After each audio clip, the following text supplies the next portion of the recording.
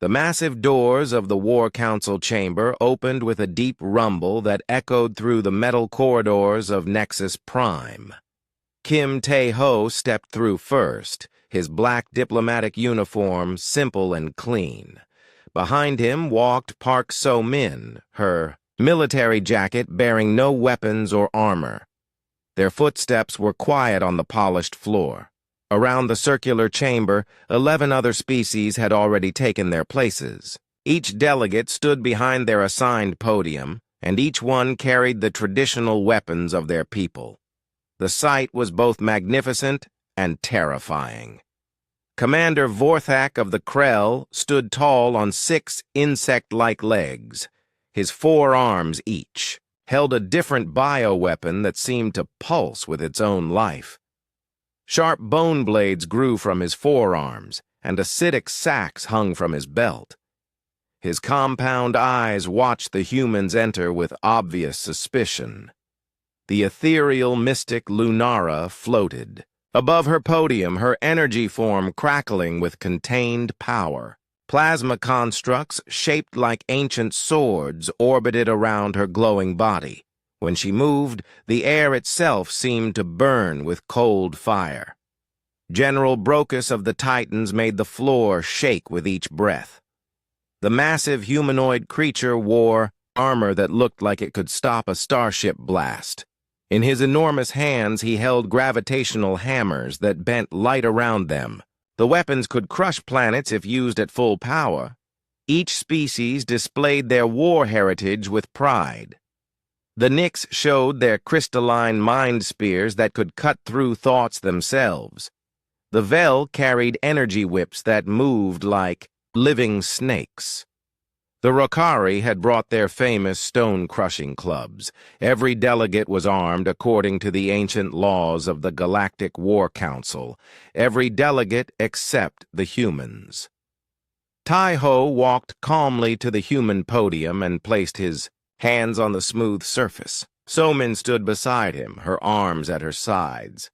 Neither carried any weapon at all, not even a ceremonial blade or energy rod. They were completely defenseless in a room full of the galaxy's most dangerous warriors. The silence stretched uncomfortably, long. Vorthak's mandibles clicked together in what sounded like displeasure. Several other delegates shifted their weapons, confused by what they were seeing. "Ambassador Tae-ho?" Vorthak's voice buzzed through his translator device. "Are the humans not taking this council seriously? Where are your war bonds? Where are the symbols of your people's strength?" Tae-ho smiled politely. "We come as we always do, Commander. According to our agreement with the Galactic Compact." "Agreement?"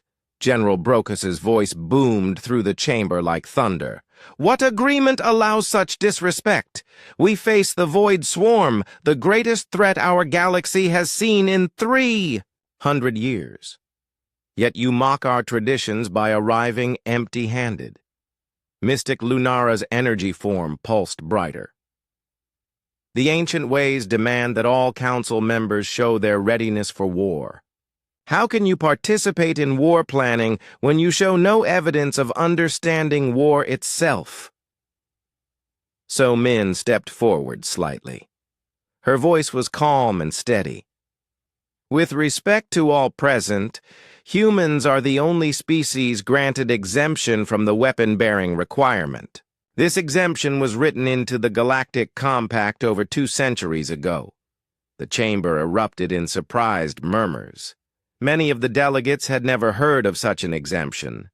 Others began accessing their historical databases, searching for any record of this strange rule. The Nyx delegate, Zelthara, touched her crystalline mind spear to her temple. Her telepathic abilities allowed her to search records faster than any computer. After a moment, her face showed shock. "The human speaks truth. The exemption exists, but the reasoning is classified at the highest levels." "Classified." Vorthak's clicks became more rapid, a sign of agitation among his species. "What possible reason could justify such special treatment. Taeho's expression remained neutral.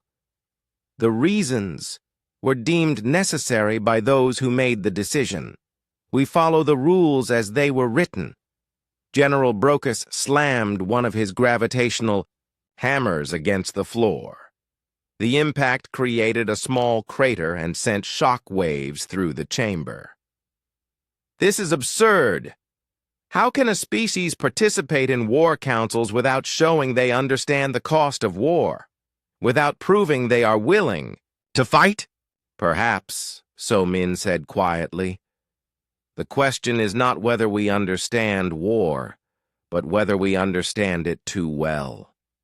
The statement hung in the air like a threat.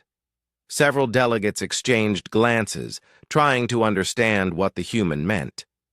Faye, Rokari delegate Stonecrusher Grok, hefted his massive club. Empty words from empty hands.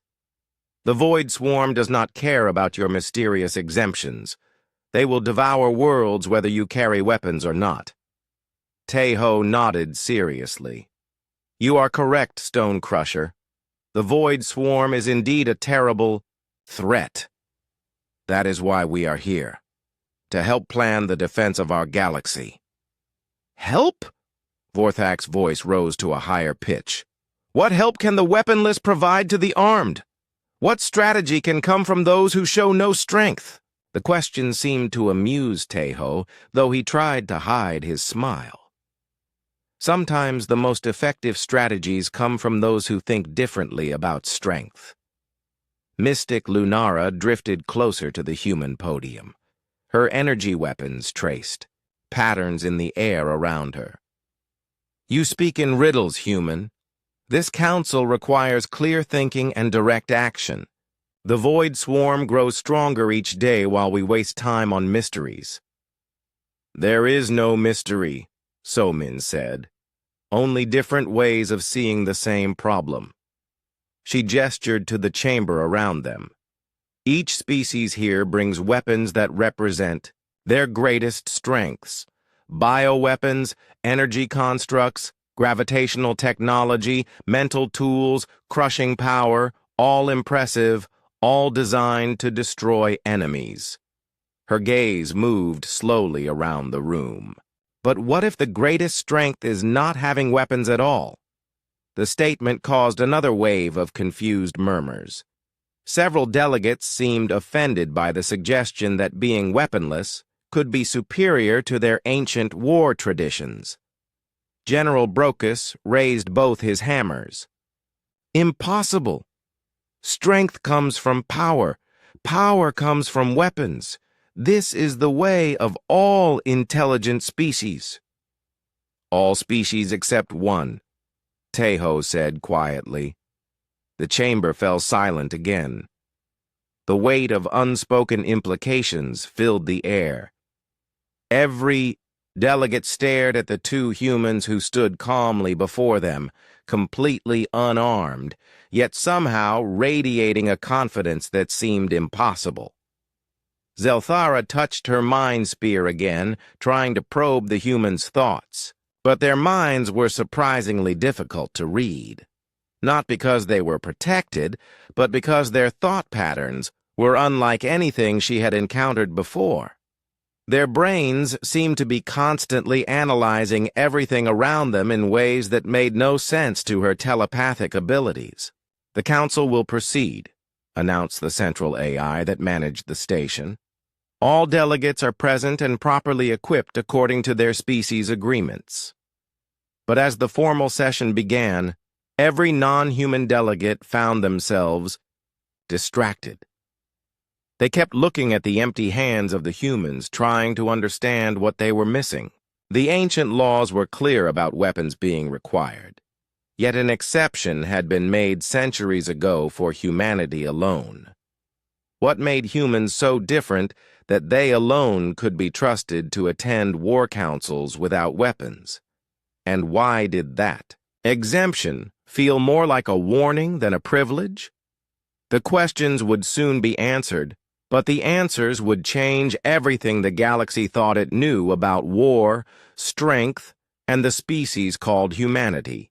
230 years ago, the galaxy was burning.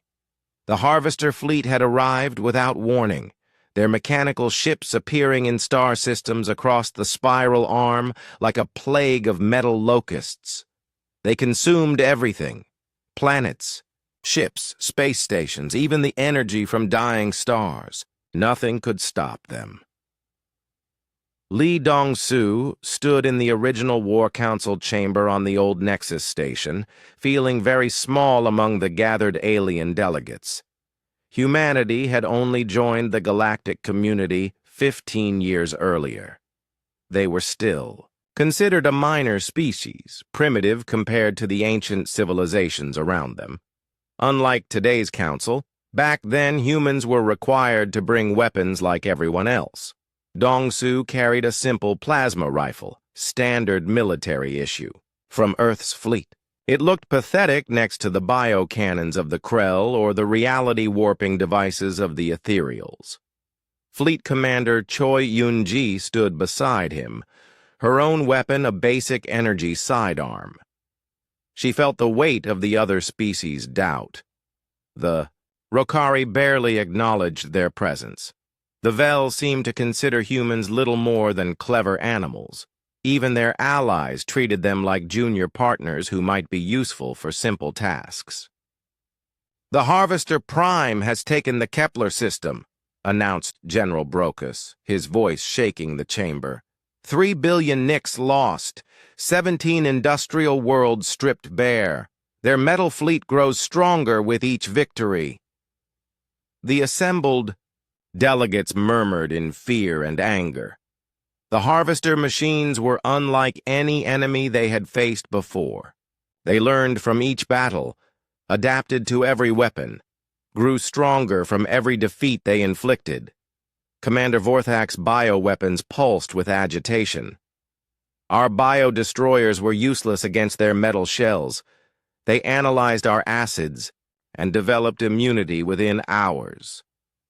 Mystic Lunara's energy form flickered with distress.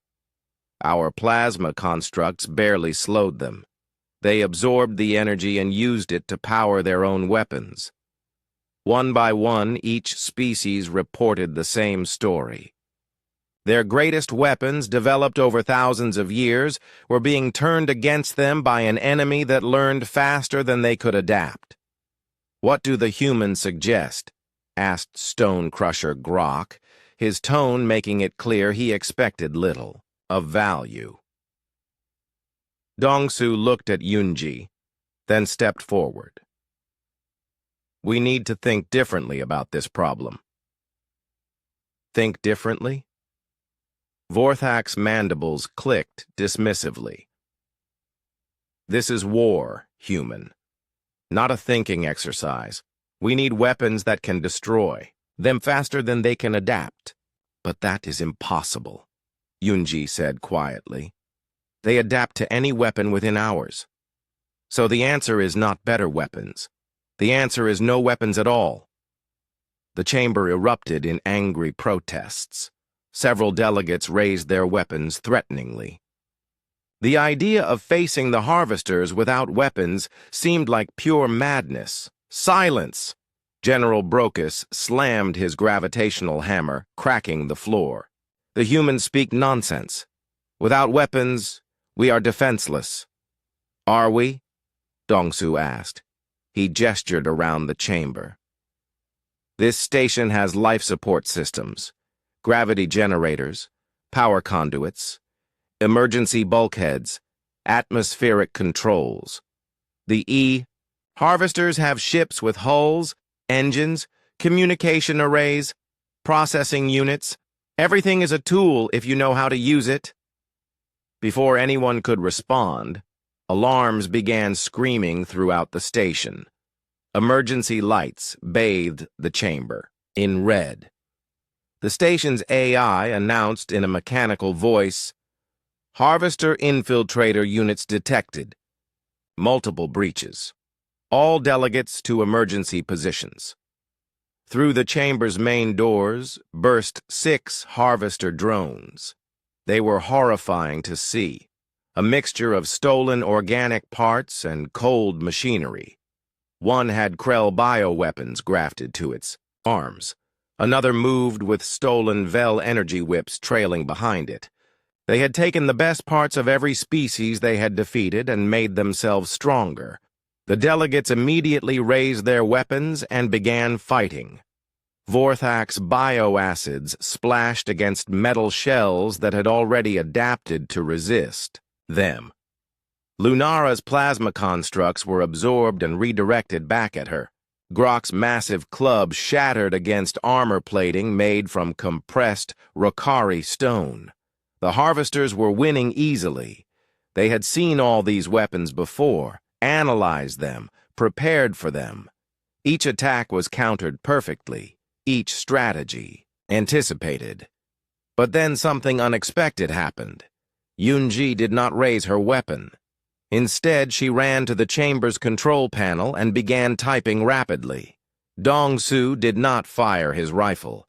Instead, he grabbed an emergency fire suppression tank and began connecting it to the atmospheric system. "What are they doing?" General Brocus roared as he struggled against a harvester that had adapted to his gravitational weapons. They found out quickly. Suddenly, the chamber's gravity shifted. The harvesters, adapted for standard gravity, stumbled as the field fluctuated wildly. At the same moment, the atmospheric system began pumping out fire suppression foam, but modified with chemical compounds from the maintenance storage. The harvesters tried to adapt, but how do you adapt to an environment that keeps changing? Their visual sensors, designed for standard lighting, failed when Yunji overloaded the illumination systems to create strobing patterns. Their movement systems, calibrated for normal gravity, could not handle the constant shifts. But Dongsu was not finished. He shouted instructions to the other delegates, not commands, but suggestions. "Commander Vorthak, your bioacids work perfectly, but not on their armor. Hit the gravity generator behind you, melt the circuits." Vorthak, confused but desperate, sprayed his acids where the human pointed. The gravity generator sparked and died, creating a zero-gravity zone that trapped two harvesters in midair. "Mystic Lunara, your plasma can't hurt them directly, but channel it through the power conduits in the walls. Overload their electromagnetic sensors." Lunara followed the instruction without understanding why. Plasma energy flowed through the station's electrical system, creating an electromagnetic storm that blinded the harvester's sensors. One by one, Dongsu coordinated the delegates not as individual fighters, but as components in a larger system. The chamber itself became their weapon. Walls, floors, air, gravity, electricity, all working together in ways the harvesters could not predict or adapt to. The battle ended with all 6 harvesters disabled, not destroyed by any single weapon, but trapped and confused by an environment that had become hostile to them. In the silence that followed, the delegates stared at the 2 humans who had orchestrated everything. Dongsu and Onji still held their original weapons, but they had never fired them once. "How?" whispered Mystic Lunara. "How did you see what we could not?" Onji looked around the chamber, her eyes taking in every detail. "We grew up on a planet that tried to kill us every day. When you cannot outrun the predator, you make the environment your ally. When you cannot overpower the storm, you use its own force against it." Dongsu added, "We learned that the deadliest weapon is not the one you carry, but the one your enemy never sees coming." General Brocus lowered his hammers slowly. "The humans fought without fighting. They won without winning. How is this possible?" "Because," Yunji said quietly, "when you rely on weapons, you think like a soldier. When you have no weapons, you think like a survivor. And survivors use everything."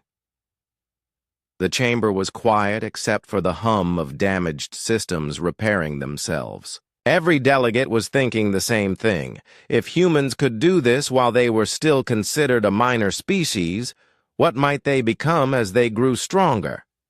3 days later, the Galactic Compact was amended. Humans would be the only species permitted to attend war councils without weapons. The official reason was classified, but those who had been there understood. It was not a privilege granted to humanity. It was a precaution for everyone else. The War Council chamber fell silent as Director Yu Min-ho entered through a side door that most delegates did not even know existed. He carried a sealed data container marked with the highest classification symbols. Behind him walked Dr. Shin Hae-won. Her expression serious and troubled. Kim Tae-ho nodded to the director. "The council has requested the truth about our exemption. I believe the time has come to share it."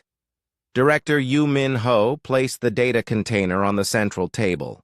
His fingers moved across the security pad, and holographic displays activated. Around the chamber, charts, graphs, and psychological profiles appeared in the air, all marked with warning symbols.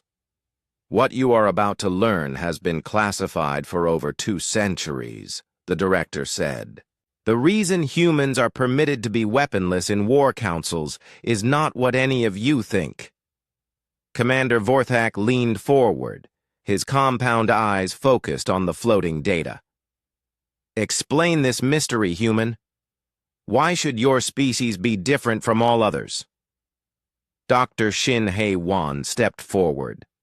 Her specialty was psychological warfare, but her current expression suggested she wished she had chosen a different career. After the First Galactic War, extensive studies were conducted on all species who participated. We wanted to understand why some fought more effectively than others. The holographic displays showed brain scans from dozens of different species, patterns of neural activity during combat situations, stress responses, decision-making processes under pressure. Most looked similar: elevated activity in aggression centers, simplified thinking patterns, tunnel vision focused on immediate threats. Then the human brain scans appeared. The difference was shocking. Where other species showed focused activity, human brains showed complex network activation across multiple regions. Pattern recognition centers working overtime, memory systems pulling up unrelated information, creative centers firing constantly. Other species, when faced with weapons and combat, think like warriors, Dr. Shin explained. Their brains optimize for direct confrontation. Fight or flight responses take over. This is normal and healthy. She paused, looking uncomfortable.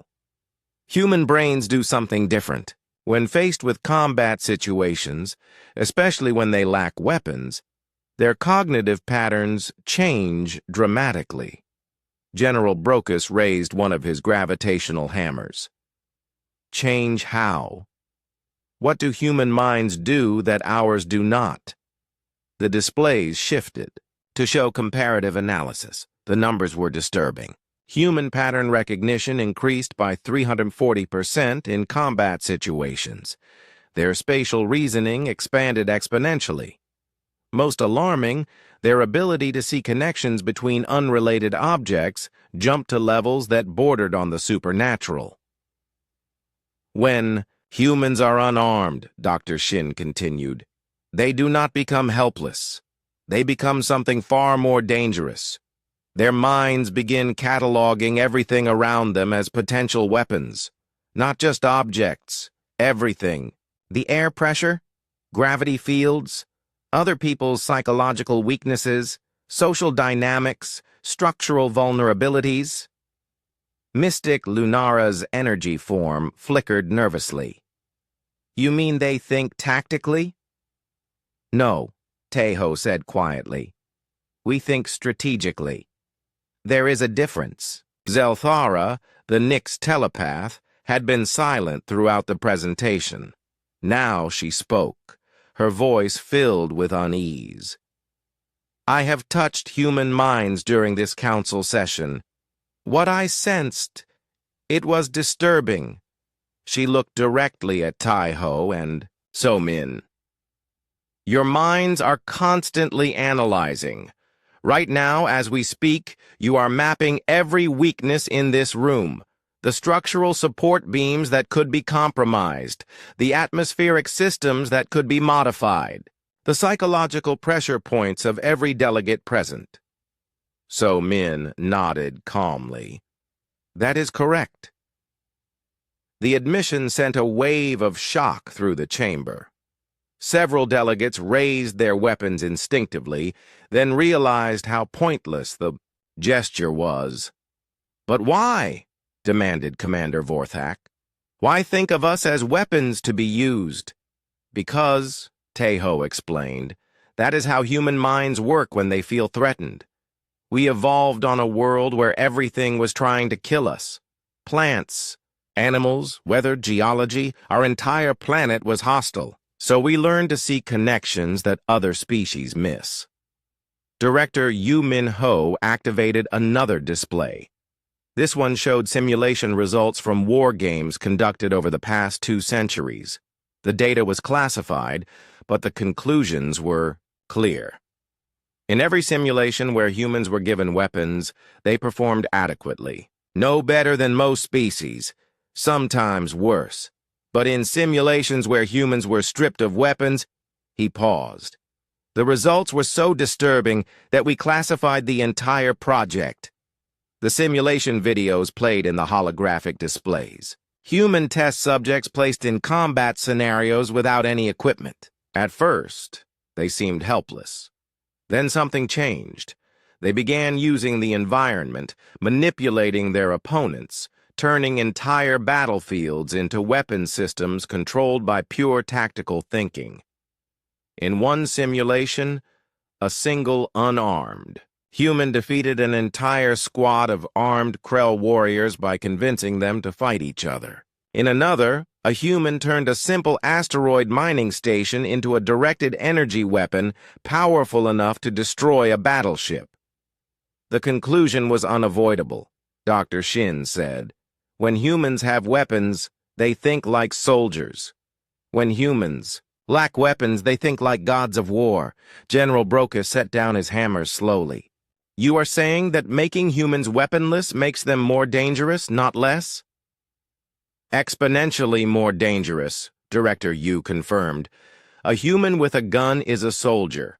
A human without a gun is a strategic coordinator who sees everyone and everything as components in a weapons system. The chamber was quiet except for the hum of life support systems. Every delegate was reconsidering every interaction they had ever had with humans.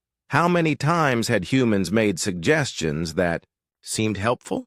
How many times had they influenced decisions without seeming to?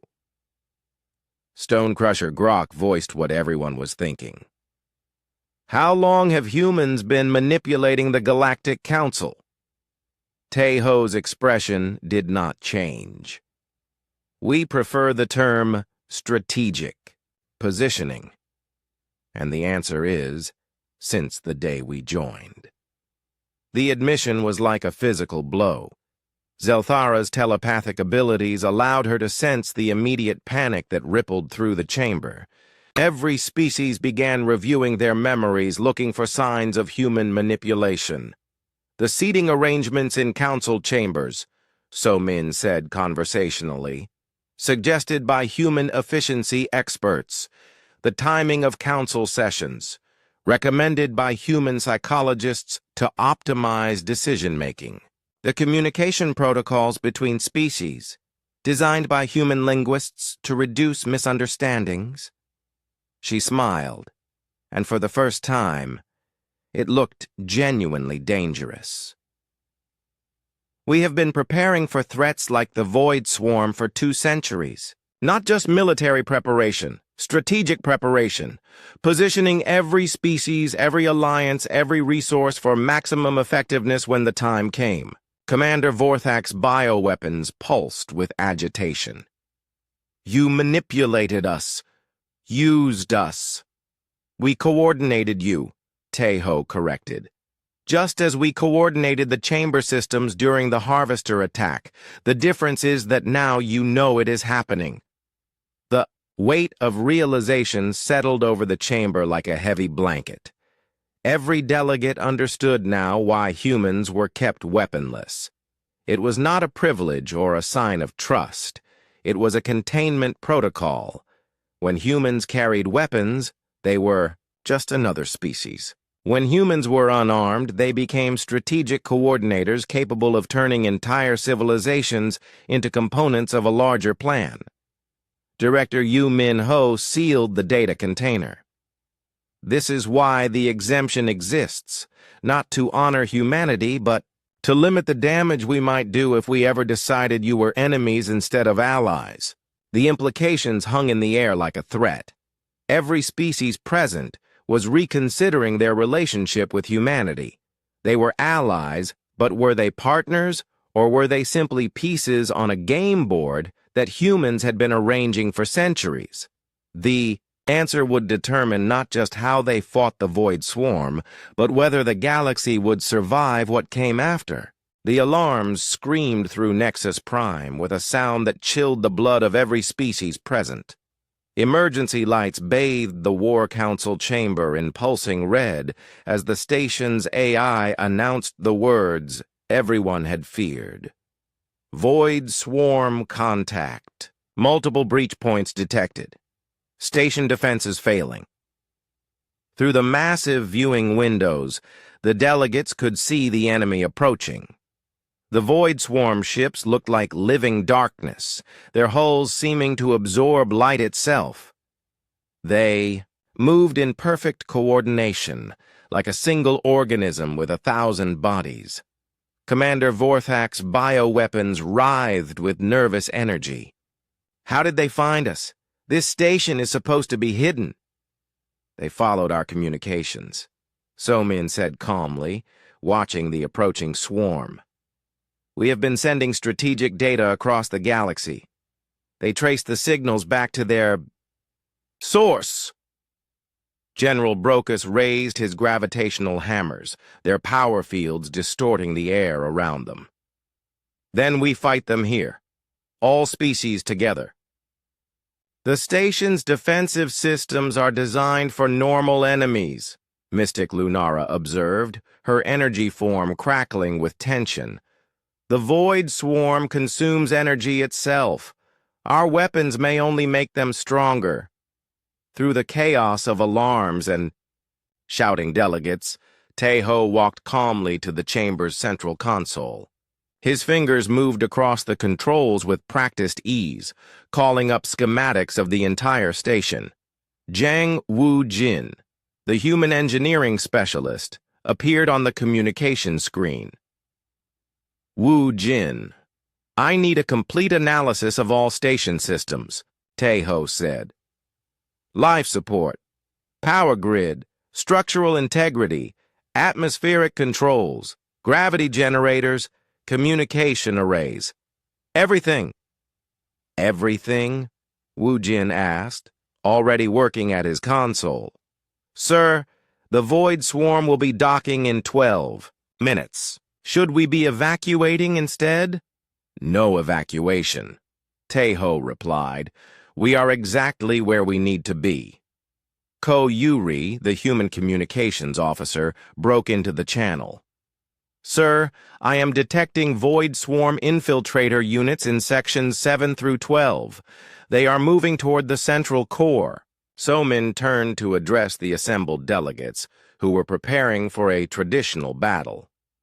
Each species held their ceremonial weapons ready, but she could see the fear in their postures.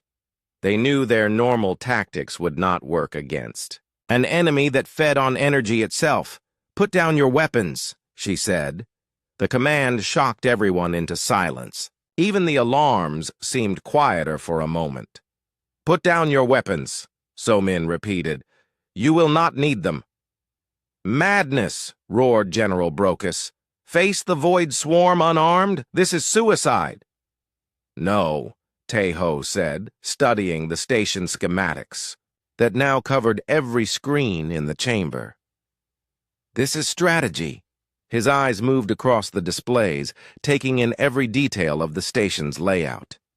Power conduits, atmospheric processors, gravity wells, structural support beams, docking bay configurations. To the alien delegates, it looked like random technical information. To Tae-ho, it looked like the components of the largest weapon ever. Built? Woo-jin, he said into the communicator. Begin atmospheric modifications. I want sections 9 through 15 flooded with inert gas. Not enough to kill, just enough to slow reaction times. Sir? Woo-jin sounded confused. There are void swarm units in those sections. Inert gas will not stop them.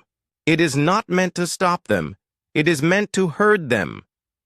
On another screen, Ko-Yuri appeared. Sir, I have control of the communication arrays. What are your orders? Tae-ho looked at the approaching void swarm ships. They were close enough now to see individual units within their hulls. Thousands of creatures that seemed to be made of living shadow, hungry for the energy that kept civilizations alive. Yuri, I need you to overload the primary communication dish. Not enough to destroy it, just enough to turn it into a directed energy transmitter. Sir, that will create a massive electromagnetic pulse. It could damage every system on the station. That is the point. Commander Vorthak stepped forward, his weapons still ready despite So-min's instructions. Human, explain your strategy. How can damaging our own station help us fight the enemy? Instead of answering directly, Tae-ho turned to address all the delegates. Each of you move to specific positions. This is not a suggestion. This is coordination. He pointed to General Brocus. You will stand beside the primary gravity generator in Section 8. When I give the signal, you will strike it with exactly 40% power. Not more, not less. Strike our own gravity generator? Brocus was incredulous. That will create a gravity well that could crush the entire section. Exactly. Commander Vorthak, you will position yourself at the atmospheric junction in Section 10. When the gravity well forms, you will release your bioacids into the ventilation system. Vorthak's mandibles clicked rapidly. My acids will spread through the entire station. We will all die. No, So-min said, watching the void swarm ships dock with the station. You will create a chemical reaction with the inert gas that Woo-jin is releasing. The combination will not kill us, but it will create an electromagnetic field that disrupts void swarm nervous systems. The delegates stared at her in shock. The humans had planned this entire sequence in minutes, using systems and interactions that none of them had even considered. Mystic Lunara, Tae-ho continued. You will channel your plasma energy through the damaged communication array, but not directly. Route it through the station's power grid first, then through the gravity well that General Brocus creates, then through the chemical field that Commander Vorthak produces. Lunara's energy form flickered with confusion. That will create an energy cascade unlike anything ever attempted. The interactions could destroy the station. Or, So-min said quietly, it could turn the entire station into a weapon that the void swarm cannot absorb, cannot adapt to, and cannot survive. Through the viewing windows, they could see void swarm infiltrator units moving through the station's corridors. Dark shapes that seemed to drink light, approaching the central chamber where the delegates waited. This is insane, whispered Stone Crusher, Grok. You want us to attack our own station, poison our own air, and overload our own power systems. How is this a defense? Tae-ho looked at him with calm certainty. Because the Void Swarm expects us to fight them directly. They have adapted to every weapon, every tactic, every strategy in the galaxy. But they have never faced an enemy that turns an entire space station into a single, coordinated weapon system. The chamber doors exploded inward as the first Void Swarm units reached them. The creatures were nightmare made real, shifting shadows, with too many teeth, moving with predatory intelligence. They flowed into the chamber like liquid darkness. But instead of raising weapons to fight them, the delegates did something unprecedented. They followed human orders. General Brocus struck the gravity generator with precisely 40% power. The gravity well formed instantly, pulling the Void Swarm units toward Section 8. Commander Vorthak released his bioacids into the ventilation system as the creatures passed through the inert gas. The chemical reaction created electromagnetic fields that made the shadow creatures writhe in apparent pain. Mystic Lunara channeled her plasma through the exact path Tai-Ho had specified. The energy cascaded through damaged systems, through the gravity well, through the chemical field, creating something that had never existed before. A station-wide energy weapon that used the Void Swarm's own presence to amplify its power. The effect was immediate and devastating. The Void Swarm units throughout the station began to collapse as their energy absorption abilities were overloaded by the complex, multi-layered attack. They could adapt to individual weapons, but not to an entire environment that had become hostile to their existence. In the chamber, the delegates watched in amazement as the shadow creatures dissolved like smoke in sunlight. Through the windows, they could see the Void Swarm ships pulling away from the station, their hulls flickering as they struggled with the energy cascade that was feeding back through their docking connections.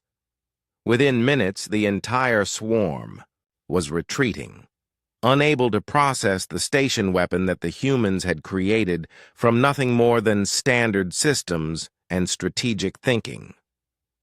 In the silence that followed, every delegate understood what they had just witnessed. The humans had not just defended the station, they had turned everyone and everything in it into components of a weapon system that existed only in their minds until the moment they needed it. They had won a battle without firing a shot, simply by seeing connections that no other species could perceive. The War Council chamber looked different now. The emergency lights had been turned off, but somehow the normal lighting seemed dimmer than before. The delegates sat or stood in their positions, but the atmosphere had changed completely. They were no longer looking at Kim Tae-Ho and Park So-min as fellow council members. They were looking at them with something between respect and fear. The Void Swarm was gone, retreating to whatever dark corner of space they had come from. The station's systems were slowly returning to normal, but normal would never be the same. Again, General Broca set his gravitational hammers on the floor beside his podium. The weapons that had seemed so powerful hours before now looked like crude tools. In all my years of warfare, I have never seen anything like what just happened. Commander Vorthak's bioweapons had stopped their nervous pulsing. His compound, eyes fixed on Tae-Ho with new understanding. You turned us into weapons. All of us. The entire station. Even the enemy themselves became part of your strategy. Tae-Ho nodded calmly. That is what humans do when we are threatened. We see connections that others miss. We use everything available. Mystic Lunara's energy form flickered more slowly now, a sign of deep thought among her species. But the precision required. The exact timing, the perfect coordination of systems that were never designed to work together. How did you know it would work? So-min answered quietly. We did not know. We calculated probabilities, analyzed systems, predicted reactions, but we could not be certain until we tried. The admission sent a chill through the chamber. The delegates realized that the humans had just risked everyone's lives on strategic calculations that might have been wrong. Zelthara, the Nyx telepath, had been silent since the battle ended. Now she spoke, her voice filled with troubled understanding. I touched your minds during the fighting. What I sensed, it was terrifying and beautiful at the same time. She looked directly at Taeho. You were not commanding us. You were conducting us, like a symphony where every instrument was a living being with their own will, but somehow you made us all play the same song. Director Yu Minho appeared on the communication screen, his expression serious. The Galactic Council is requesting an immediate report on what happened here. They detected energy readings that should have been impossible. Taeho considered this for a moment. Tell them that humans have been officially appointed to coordinate galactic defense strategy, effective immediately. Sir? The director looked surprised. That appointment would require unanimous council approval from all species. They will approve it, Soman said with quiet certainty, because now they understand what happens when humans are truly threatened.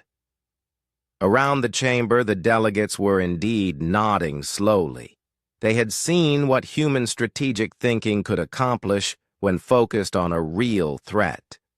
The idea of opposing that thinking was more frightening than facing the Void Swarm had been. Stonecrusher Grok hefted his massive club, then set it down.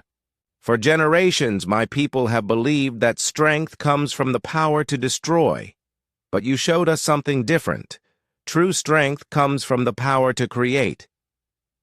Create what? Asked General Brocus. Victory from nothing, Grok replied. Weapons from empty air. Coordination from chaos. They created a triumph that existed only in their minds until the moment they made it real. Ko Yuri appeared on another communication screen. Sir, we are receiving surrender signals from 3 Void Swarm scout groups. They are requesting permission to retreat from this galaxy entirely. The news stunned everyone. The Void Swarm had never retreated before. They consumed entire star systems without mercy, adapting to every defense, learning from every victory. But now they were fleeing from a single space station. They learned, Taeho explained. The Void Swarm's greatest strength is their ability to adapt to any weapon or strategy. But what they experienced here was not a weapon or strategy they could understand. We turned their own adaptability against them. Commander Vorthak leaned forward. How? They tried to adapt to the station weapon we created, but the weapon was not the station itself. It was the coordination between thinking beings. Every time they adapted to one component, we changed how the components interacted. They found themselves trying to adapt to something that was constantly evolving beyond their ability to process. Somin added, we gave them a puzzle they could not solve. How do you adapt to an enemy that can instantly reconfigure every element of the battlefield, including you? The implications settled over the chamber like a heavy blanket. Every delegate was beginning to understand not just what had happened, but what it meant for the future. Mystic Lunara drifted closer to the human podium. You have changed everything. The way we think about war, about strategy, about cooperation between species. What happens now? Taeho looked around the chamber, meeting the eyes of each delegate in turn. Now we discuss the real reason this council was called. The Void Swarm was never the true threat. They were just the beginning. He activated the holographic displays, showing star charts that stretched across the galaxy. Red markers indicated Void Swarm activity, but there were other markers too. Yellow for unknown energy signatures, blue for missing civilizations, purple for areas where space itself seemed to be changing. The Void Swarm was running from something, so Min explained, something that drove them into our galaxy, made them desperate enough to attack established civilizations, something that scared them more than death. The chamber fell silent as the delegates studied the charts. The patterns were disturbing. Entire sectors of space showing signs of something. Something that left no survivors, no wreckage, no trace except empty. Star systems where thriving worlds had once existed. "What could frighten the Void Swarm?" whispered General Brocus. "We do not know yet," Tae-ho admitted. "But we will find out. And when we do, we will be ready." He gestured to the delegates around the chamber. "Today you learned what humans can do when we coordinate willing allies. Each of you chose to trust us, to follow instructions you did not understand, to become part of something larger than yourselves." So Min nodded. "The question now is, are you willing to do it again? Not just in a single battle, but as a permanent arrangement. Can you accept that the best defense for this galaxy is to let humans coordinate the strategic response to threats?" The silence stretched uncomfortably long. Every delegate was weighing the same question. Was it better to maintain their independence and face unknown threats alone, or surrender their strategic autonomy to a species that could turn anything into a weapon? Commander Vorthak was the first to speak. "My people have fought our own battles for 10,000 years. But what I saw today, that was not fighting. That was artistry. War as a creative act instead of destruction." One by one, the other delegates voiced their agreement. Not enthusiasm, but acceptance. They had seen what human coordination could accomplish, and they had seen what happened to enemies who opposed it. Zelthara raised her crystalline mind spear in a gesture of formal agreement. "The Nyx accept human strategic coordination, but we have one requirement." "Which is?" Tae-ho asked. "That you never use these abilities against us. We have seen what happens when humans view someone as an enemy. We do not wish to discover what happens when humans view someone as a threat to be eliminated." The request hung in the air like a promise and a warning combined. Every species present understood that they were not just agreeing to an alliance. They were accepting that humanity would now hold the power of life and death over the galaxy.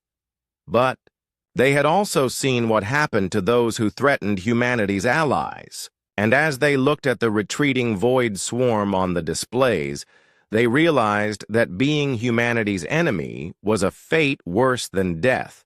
It was being turned into a component in humanity's strategy for defeating you. The War Council had ended, but a new age had begun. An age where the most dangerous species in the galaxy was the one that attended war meetings without any weapons at all.